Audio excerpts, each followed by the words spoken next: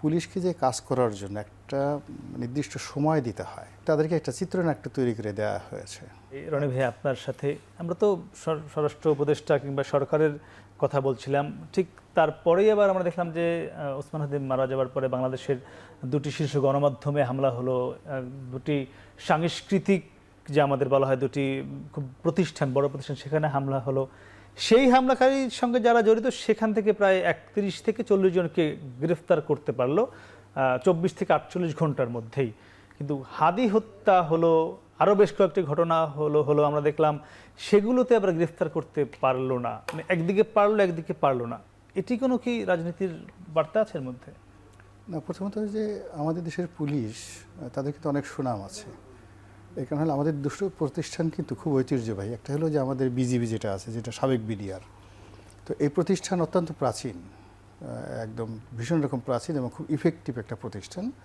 আর police প্রায় 200 বছরের ঐতিহ্যবাহী একটা প্রতিষ্ঠান। তো ক্রিমিনাল ইনভেস্টিগেশন থেকে শুরু করে আমাদের দেশের অনেক গুরুত্বপূর্ণ বিষয় মানে চমৎকারভাবে সমাধান করার জন্য পুলিশের যে ট্র্যাক রেকর্ড আছে, সেই ব্রিটিশ জমানা থেকে এখন পর্যন্ত এটা গর্ব করার মতো। এখন এই প্রতিষ্ঠানটি যদি রাজনীতির হাতিয়ার না হয় এবং তাদেরকে যদি কাজ করতে দেওয়া হয়, তাহলে প্রায় অনেক ক্ষেত্রে কিন্তু পুলিশ ভালো করেছে।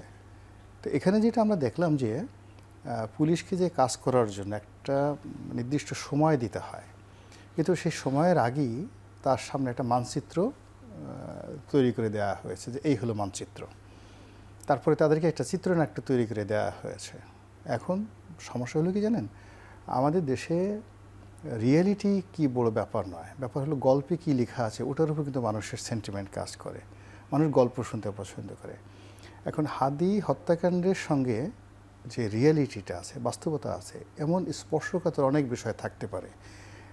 তাদের দলীয় অভ্যন্তরীণ কোন্দল হতে পারে, তার পার্সোনাল জীবনের কোনো ঘটনা হতে পারে, দেশি চক্রান্ত হতে পারে, বিদেশি চক্রান্ত হতে পারে, আর অনেক কিছু, ফাইন্যান্সিয়াল ট্রানজ্যাকশন হতে পারে।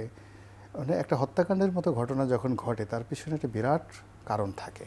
আবার কখনো কখনো আবেগতাড়িত বিষয় থাকতে পারে। এই যে দেখুন খুলনাতে এনসিপির এক নেতাকে যে গুলি করা হলো, তো সেখানে দেখা গেল যে সেখানে মাদক এবং নারী সংক্রান্ত বিষয়গুলো বেরিয়ে এসছে।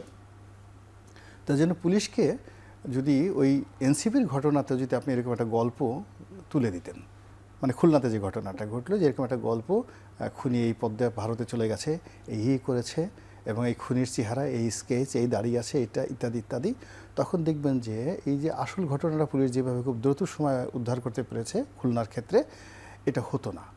এখন হাদির ক্ষেত্রে যেটা হলো যে সঙ্গে সঙ্গে আমাদের সোশ্যাল মিডিয়াগুলো within very few hours, maybe 1-1.5 ঘন্টা 2 ঘন্টার মধ্যেই সেই খুনিকে ট্র্যাক করে ফেললো। সে কোন জায়গা দিয়ে গিয়েছে, কি করেছে না করেছে, কিভাবে গুলি করেছে, কতটুকু দূর থেকে করেছে, প্রত্যেকটা জিনিস এমনভাবে মানে সোশ্যাল মাধ্যমে দেওয়া হলো। এটা পুলিশের জন্য, এবং এটা এতটা পপুলার হলো এবং লোকজন এর সঙ্গে এইভাবে জড়িত হলো যে পুলিশের জন্য এটা একটা বার্ডেন হয়ে গেল। এখন সে ওই যে গল্পটা, সেই গল্পটাকে সে মঞ্চস্থ করতে পারছে না, বিকজ যাকে নায়ক হিসেবে বা খলনায়ক হিসেবে এখানে উপস্থাপন করা হয়েছে, এখন জনগণের ডিমান্ড কি যে ওকেই তো ধরতে হবে, সেই ফাইসালকে ধরতে হবে। এখন দেখা গেল যে ফাইসাল যাকে দেওয়া হলো সে হয়তো আসলে অনেক দিন থেকে ভারত আছে বা আসলেই পালিয়ে গেছে, অথবা দেখা গেল এই নামে মানে নায়ক তাকে উপস্থাপন করার জন্য তাকে অনেক আগেই নিরাপদ দূরত্বে পাঠিয়ে দেওয়া হয়েছে। তো সব মিলিয়ে এখানে ড্রামা, সংলাপ, স্কেচ, মানচিত্র, এরকম একটা জটিল পরিস্থিতি তৈরি করে দেওয়া হয়েছে।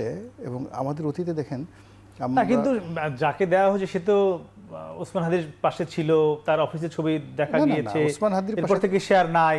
না, ওসমান হাদির পরে তো আপনিও থাকতে পারতেন ওখানে, যদি আপনি থাকতে পারতেন এবং হঠাৎ করে দেখা গেল এরকমভাবে আপনার ছবি যদি ওখানে দিয়ে দেওয়া হতো বা আমার বাশরাফের ছবি যদি এখানে দিয়ে দেওয়া হতো, আমি কি এখানে এই যে মানে অবস্থা, আমরা তো থাকতে পারতাম না, আমাদের পালাতে হতো। মূল ব্যাপারটা হলো এই যে আমাদের সামাজিক মাধ্যমে আমরা যে কাজগুলো করছি, সামাজিক মাধ্যমে যেগুলো এসছে সেগুলো তো পুলিশের সোর্স দিয়ে এসছে। সিসি ক্যামেরার যে ছবি এসছে মিডিয়াতে, সোশ্যাল মিডিয়াতে, আপনি যে গল্পগুলো বলছেন সেটা কি এটার সঙ্গে যায় কিনা?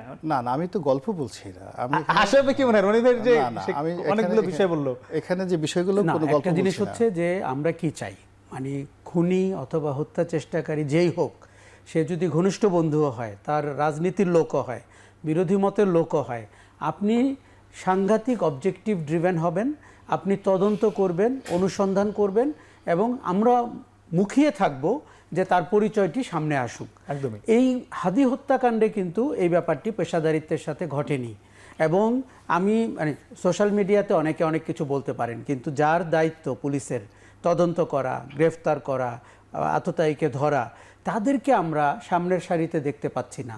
তাদেরকে দেখতে পাচ্ছি যে সচিবালয়ে বসে প্রেস কনফারেন্স করছেন, আর সামনের সারিতে দেখতে পাচ্ছি যারা সামাজিক যোগাযোগ মাধ্যমকে উত্তেজিত করেন, যাদের তার আগে তথ্য দিয়ে দিচ্ছেন। ডিজিএফআই কানেকশন আছে, গোয়েন্দা সংস্থার কানেকশন আছে, এরকম একটা রাষ্ট্র কত এখানে যে ডিজিএফআই এর কথা বলছিলেন, মানে তারা বা কেন তথ্যগুলো দিচ্ছে কাউকে না কাউকে? শোনেন, আমাদের শাসনতন্ত্রে ডিজিএফআই এর একটা সিগনিফিক্যান্ট রোল হয়ে গেছে। সেটা রাজনৈতিক সরকারের সময়ে, সামরিক সরকারের সময়ে, এমনকি অন্তর্বর্তীকালীন সরকারের সময়। এখন আমরা কোনোভাবেই এই প্রভাব মুক্ত হতে পারছি না।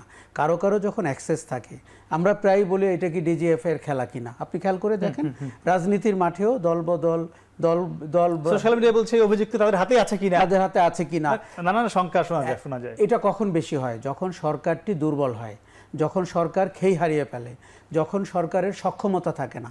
দেখুন, একটা অনির্বাচিত সরকারের সময়ে অনেক ধরনের মহল তৎপর হতে পারে, অনেকেরই অনেক ধরনের অবজেক্টিভ আছে। সরকারকে তো শক্ত হাতে জনগণের নিরাপত্তা দিতে হবে, এখানে কোনো রকমের আপোষ করার সুযোগ নাই।